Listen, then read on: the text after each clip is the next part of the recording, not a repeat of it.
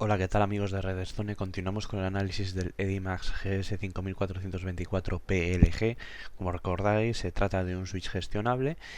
Hemos echado un vistazo a su análisis externo, al interno. También hemos realizado pruebas de rendimiento en las que hemos comprobado que hace tope con el límite del estándar, en este caso el que utilizan los puertos, Gigabit Ethernet. Y ahora es el turno para ver las opciones del menú de configuración web. Así que sin más preámbulos, pues comenzamos. El primer apunte que queremos hacer es que la puerta de enlace predeterminada de estos dispositivos por defecto es la 192.168.2.1. A priori no habría que hacer nada, pero no se asignan direcciones de forma correcta. Por lo tanto, nos tocará ir a nuestro adaptador Ethernet al que se encuentre conectado el switch y asignar una dirección IP en la máscara de subred y la puerta de enlace, la que hemos dicho hace nada, de forma manual para que pues podamos acceder a este portal. Sin más preámbulos, introducimos las credenciales, que por defecto son admin y 1234, por lo tanto nos va a tocar cambiarlo. También podemos elegir el lenguaje, pero creo que de los tres que hay disponibles, la mejor opción es sin lugar a dudas el inglés. No sé qué opinaréis.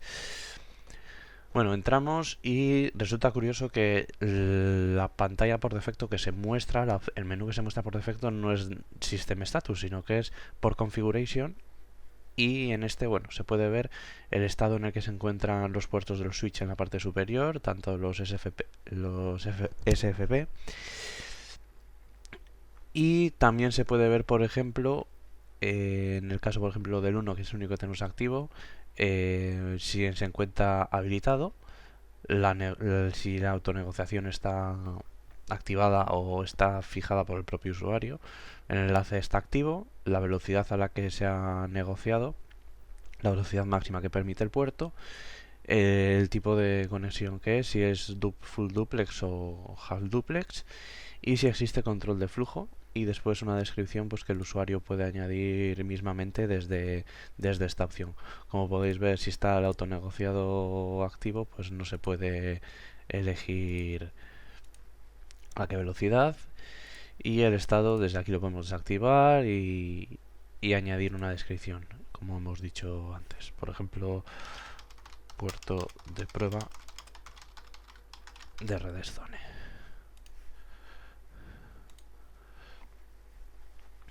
Bien, vamos a empezar, si nos importa, por el primer menú, que es System Status, y después vamos a ir bajando para ir viendo todas las opciones que existen en cada uno de ellos. En System Status, más o menos, tal y como vais a hacer a la idea, hace honor a su nombre y se trata más o menos de un menú en el que aporta mera información al usuario sobre las configuraciones o datos que posee el dispositivo. Por ejemplo, en el primer caso, pues podemos ver el modelo, el ID del dispositivo, la versión de firmware, la MAC address que tiene asociada, la dirección IP por defecto, que ya hemos dicho que era esta misma, el tiempo de ejecución que lleva y el tiempo en función de la zona horaria desde que se ha indicado que la adquiera. Como podéis ver, no es del todo correcto porque en este momento son las 11:32 y son las 11:08, así que no está del todo correcto. Por ejemplo, en Port Flowchart lo que nos vamos a encontrar son gráficas en las que cada uno de los puertos va a aparecer, representada la velocidad de entrada y de salida, el consumo de datos, si se puede llamar de esa forma, la velocidad que existe, tanto hemos dicho, pues entrada y en salida. Como podéis ver, el verde quiere decir de entrada en el puerto y el rojo quiere decir de salida del puerto. Así hasta los 24 puertos, tal y como podéis ver. En lo referido a Traffic Statistics, pues está muy relacionado con lo anterior, lo único que es un poco más, numérico. No es tan gráfico, sino es más numérico. Aquí podemos ver el flujo total tanto de entrada como de salida. En el caso de, por ejemplo, de unicast, multicast y broadcast, pues también es lo mismo, solo que en vez de ser unidades estaríamos hablando aquí de paquetes. En lo referido a la MAC Table, pues bueno, lo único que tenemos aquí es una MAC asignada de forma aleatoria del equipo que tenemos conectado al puerto 1, como podéis ver nos indica en el puerto, la MAC y el ID de la VLAN a la que pertenece. Por defecto, ya lo veremos, solo viene creado una VLAN que es a la que pertenecen todos los puertos. Aquí podemos controlar un poco, por ejemplo, lo que es la carga del sistema. Podemos ver la utilización que posee. Es bastante útil porque en caso de que el sistema llegue al máximo, al 100%, se podrá producir un reinicio para recuperar el estado normal del dispositivo. Evidentemente, contra más puertos haya y más equipos haya generando tráfico, esto subirá muchísimo más y se acercará casi prácticamente al 100%. En lo referido a Network Detection, pues esto realmente son dos herramientas que seguro que más de uno conocéis, que es hacer un tracer y un pin. Aquí se marca la dirección IP que queremos, por ejemplo, hacer un pin y pues nos debería contestar. Por ejemplo, vamos a meter la de nuestro dispositivo, a nuestro ordenador personal que tenemos conectado y veremos a ver qué pasa.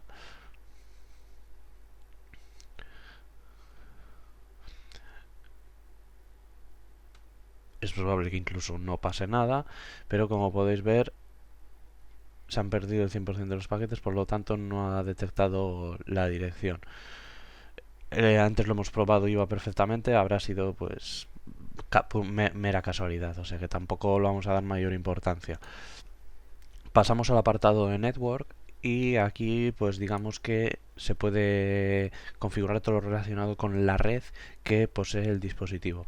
En este caso tenemos una creada por defecto que es la 192.168.2.1, pero sin embargo también podremos crear otra y pues asignar tantas como queramos y activarlas en función de las necesidades que dispongamos. También podemos modificar la MTU y la dirección MAC que, como hemos visto en System Status, tenía el equipo asignada. Podemos también configurar los servidores DNS primarios, el servidor DHCP, que como podéis ver no está activado, no hay ninguno presente por defecto. Así que para que veáis, bueno, pues tenemos aquí el puerto, si le podemos activar o desactivar, la dirección IP, la dirección MAC y después pues pequeñas anotaciones que se pueden hacer. También podemos controlar todo lo relacionado con el IGMP Snooping, tanto en la versión 2 como en la versión 3. Y por ejemplo lo podemos configurar pues para los puertos que sea necesario.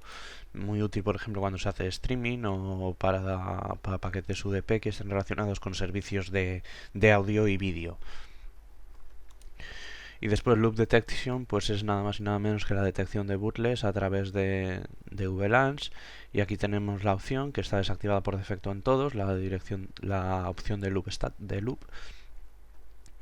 Y en caso de que se detecte pues se puede llevar a cabo el apagado del puerto, pero tenemos opciones, por ejemplo, de bloquearle también. O sea, sería por el momento, como habéis podido ver, pues un menú de configuración web muy completo y que responde a las expectativas que teníamos sobre el propio dispositivo.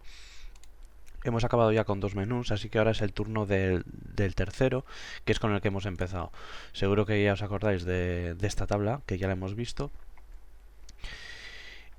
Y lo que viene a hacernos ver un poco es el resumen de los puertos que se encuentran activos y pues el resumen del estado, de la velocidad a la que se ha negociado, las comunicaciones existentes, si es duplex o half duplex, el control de flujo, la descripción, etcétera. También podemos dentro de este mismo menú configurar el port mirroring, en el cual bueno pues se puede por ejemplo marcar uno, y aquí ahora pues al estar marcado seleccionado pues ahora tenemos que seleccionar los puertos sobre los que se aplicaría serían en este caso los port mirrored. También podemos delimitar por ejemplo el número máximos de MAC que se utilizan a través de un puerto. En este caso está por defecto puestas a 100 en todos. También podemos configurar el link aggregation o el port aggregation, que esto lo que quiere decir es que, por ejemplo, para un mismo dispositivo estarían funcionando dos puertos. Esto es muy común en los NAS. Muchos NAS poseen dos puertos, y estos dos puertos se pueden configurar para que actúen, digamos, como uno solo, y así, digamos, en vez de disponer de 1 gigabit por segundo de velocidad a nivel LAN, pues estaríamos hablando de 2 gigabit por segundo a nivel de LAN, ya que se unificaría la velocidad de ambos puertos. Pues bueno, este menú, pues el menú port aggregation, sirve para esto que hemos hablado. También podemos configurar el binding de puertos, como podéis ver, asignando la dirección MAC, la IP, y después pues seleccionando el tipo de operación, si es dinámico, etcétera. Después también se puede configurar para delimitar un poco acotar el rendimiento, mejor dicho, del puerto, tanto el nivel de velocidad de descarga como el de subida de cada puerto, introducido también en kilobytes por segundo. Y el Storm Control, que está relacionado con la difusión de paquetes, en este caso, como podéis ver, unicast, multicast y a la hora de realizar el broadcasting. Pasamos al siguiente menú, que es por Securit, y como podéis ver el primero es por Grouping, y para que os hagáis a la idea, esto lo único que consiste es en crear grupos de puertos, es decir, agruparlos según, por ejemplo, los dispositivos que se encuentren conectados. Por ejemplo, para poneros un ejemplo, si en los 10 primeros hay conectados equipos y en los 10 posteriores se encuentran, pues, por ejemplo, dispositivos NAS, impresoras y escáneres de red, perdón, podemos hacer dos grupos que sean del 1 al 10 de equipos y del 11 al 20 pues de ordenadores. Esto no quiere decir que estén aislados unos de otros, porque para eso tenemos la siguiente opción, que es por isolation. De esta forma lo que haríamos sería, por ejemplo, tal y como hemos dicho, vamos a aislar los 5 primeros, y de esta forma lo que tendríamos es que estos equipos no se podrían, voy a activarlo, lo que provocaríamos con esto es que estos puertos no serían accesibles desde los otros y viceversa. Estos no podrían acceder a los dispositivos o recursos de los otros. Es una forma de crear, digamos, dos subredes sin la necesidad de introducir direcciones IP distintas. De esta manera pues, se aíslan y pues se da un poco, digamos, de seguridad o independencia entre los equipos que se encuentran conectados al switch. Llegamos a una parte muy importante, que es la creación de VLANs. He nombrado el menú como VLAN Configuration. Y en la primera, pues bueno, para que os hagáis la idea, las dos sirven para crear VLANs. Lo que pasa es que una es un poco más técnica que otra, si se puede decir de esta forma. Como podéis ver en esta, tenemos que existe una única VLAN y en la que los 28 puertos, es decir, los 4 gigabit Ethernet y los SFP, se encuentran dentro de la misma VLAN. Si queremos añadir una, lo único que tenemos que hacer es introducir el ID de la VLAN, decir que están tagueados. Por ejemplo, vamos a marcar así de forma aleatoria esta columna para que lo veáis.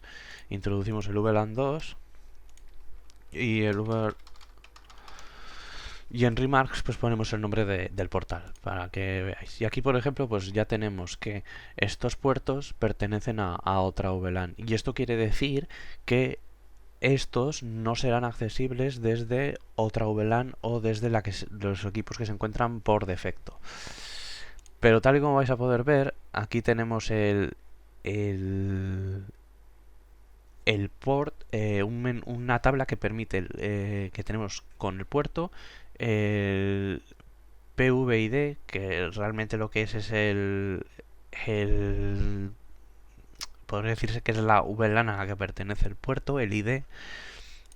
Y como vais a poder ver, pues aquí deberíamos estar en condiciones de configurar la VLAN, pero no es el caso. Entonces lo que vamos a hacer, para que os deis cuenta, es que vamos a editar esta VLAN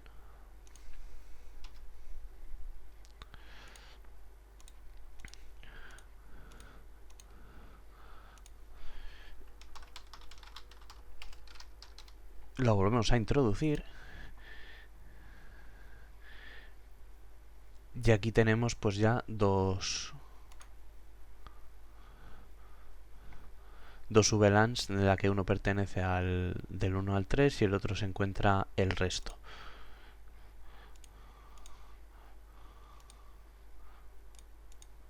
Y aquí, como podéis ver, ahora tenemos la opción de dejar el puerto 2 en la VLAN 2.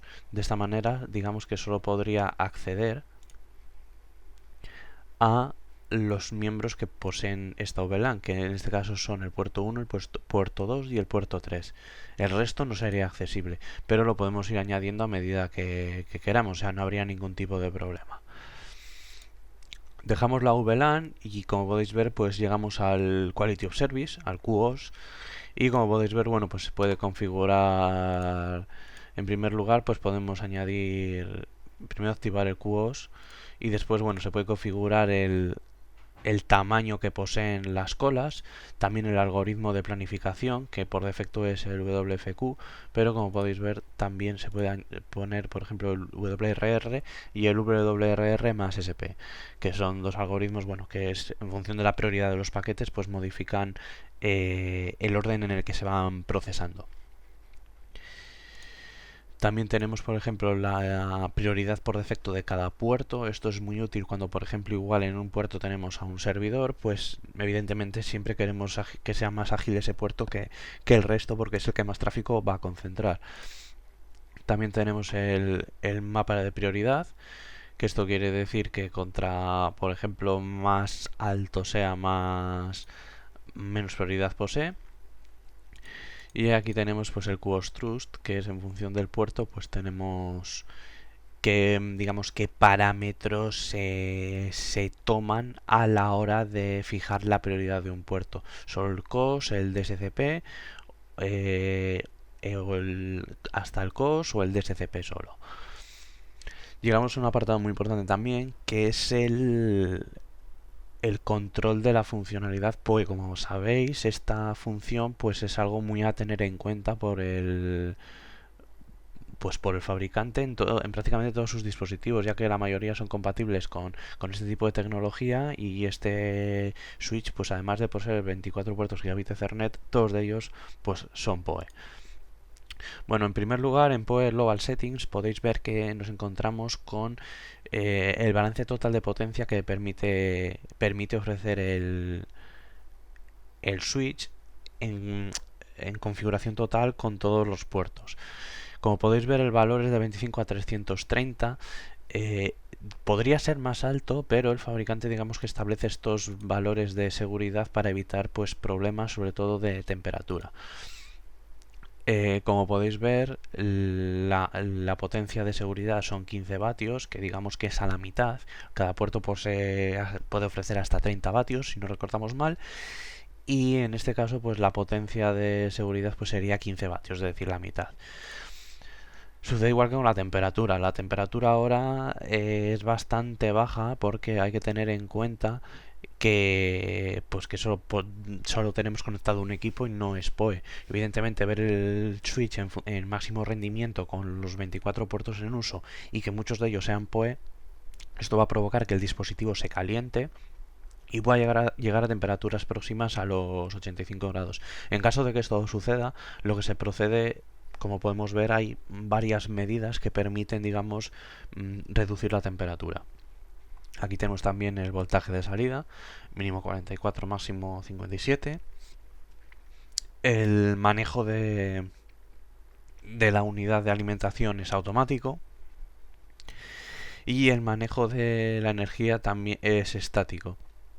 Si fuera dinámico, pues podríamos nosotros gestionarlo de forma manual. Y aquí pues podemos ver el resumen de los datos que hemos configurado, y también de estos tres, tanto PS1, PS2 y PS3, que son en tiempo real, y es la temperatura que el sistema posee en estos momentos. Bueno, aquí tenemos ya la primera opción para gestionar los puertos de forma de acorde al usuario.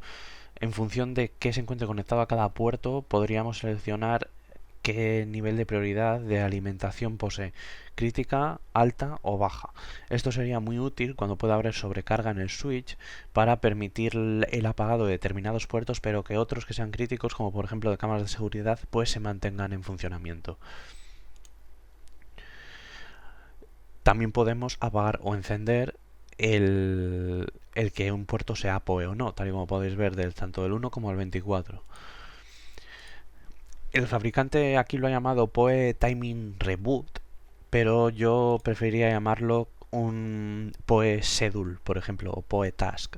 Porque aquí lo único que vamos a hacer es seleccionar el tiempo de duración de encendido de la función PoE, es decir, durante todos los días de la semana, durante qué horas va a estar disponible y en qué puertos va a estar disponible. Se trata de algo un poco más, digamos, pues para organizarlo mejor, para no tener tanta dependencia ni tenerlo que estar controlando. Entonces, si por ejemplo tenemos unos puntos de acceso conectados en la oficina y queremos que estén disponibles de 8 de la mañana a, por ejemplo, 10 de la noche, pues con esto sería pues muy sencillo, digamos que se configuraría y entonces el punto de acceso se apagaría y se encendería acorde con esta configuración del switch. Con respecto a la limitación de energía máxima en milivatios, pues lo tenemos, están todos los puertos configurados a 15.000, pero bueno, se trata de algo que se puede alterar sin ningún tipo de problema. O sea, todos los puertos poseen una configuración predeterminada, como habéis visto en muchos casos, y es algo pues que se puede modificar. Y con respecto al PoE status, pues bueno, aquí es un resumen del voltaje y la energía que se estaría aportando en cada puerto. Como podéis ver, pues no existe ningún tipo de información porque no existe ningún tipo de dispositivo PoE que esté conectado en este momento al switch. Llegamos a las configuraciones del sistema y aquí, bueno, pues tal y como os podéis imaginar, pues están más relacionados de cara a las actualizaciones de firmware, a los backups y etcétera.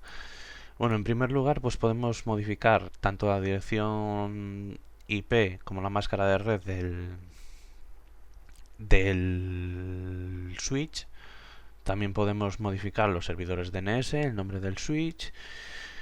Incluso si queremos acceder desde el exterior, podemos modificar el puerto desde el que se accede o, por ejemplo, el tiempo de inactividad que se permite una cuenta hasta que esta, pues, su sesión es cerrada para que se vuelva a iniciar sesión de nuevo, para evitar, por ejemplo, accesos no deseados al equipo.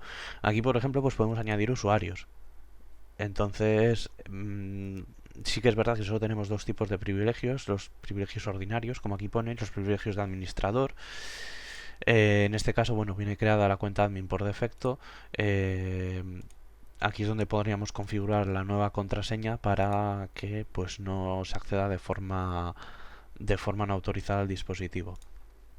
En lo referido a configuración del sistema, pues además de restaurar a valores de fábrica, también podemos restaurar a través de un backup de un archivo que hayamos generado con anterioridad, o también podemos salvar la configuración que tenemos en la actualidad y que posteriormente podremos incluso utilizar para restablecer el equipo a un estado anterior. La actualización de firmware, que para esto pues es más que nada necesario acceder a la página del fabricante, ya que no posee un sistema de autoactualización que autocompruebe si hay alguna versión disponible. Aquí tenemos la sincronización de la hora del sistema. Como podemos ver, que esta es la del ordenador y esta es la del switch, así que bueno, pues tenemos que ajustarla porque no está del todo correcto. Aquí, como podéis ver, está de hecho puesta la zona horaria es la de Asia y la hora de red del tiempo servidor y la frecuencia. Y después aquí pues un reboot, que esto simplemente es un reinicio del sistema, sin restablecer valores de fábrica, un reinicio del sistema, pues cuando reiniciamos un router porque se ha trabado o para restablecer, mejor dicho, para que se apliquen determinadas configuraciones. Este no va a ser el caso, pero bueno, para que sirva como ejemplo. Y por último, pues tenemos el system log, que tal y como podéis ver, pues podemos ver aquí todos los eventos que se han producido desde que pues hemos arrancado, ahí como podéis ver. Algunos son de ayer, porque ayer estuvimos probando, y hoy pues tenemos pues algunos también que hemos creado, como por ejemplo al aprobar la subLAN o al entrar en el menú de Web Management para actualizar la clave del administrador. También podemos crear alarmas que aquí aparecerían registradas, también registros de seguridad, registros a nivel de red o registros a nivel de protocolo. Como podéis ver, nos encontramos ante un menú de configuración web que realmente es muy extenso, es muy amplio, nos ofrece una gran cantidad de posibilidades y bueno, pues tal y como podéis ver, exceptuando que se encuentran en inglés, que de momento no ha sido traducido por el fabricante, pero los menús están muy bien definidos y dependiendo de lo que queramos configurar, pues podemos acceder de una forma rápida a uno u otro menú sin tener ese miedo de no encontrar o de que todo esté un poco mezclado. Tal y como podéis ver, bueno, pues ha ayudado de todos estos menús y los submenús que tenemos aquí. Realmente creemos que están muy bien agrupados y que, bueno, pues la configuración de este switch del EDIMAX GS 5424 PLG se puede hacer sin ningún tipo de problemas y la verdad es que el menú de configuración web nos ha gustado mucho por la gran cantidad de opciones que posee.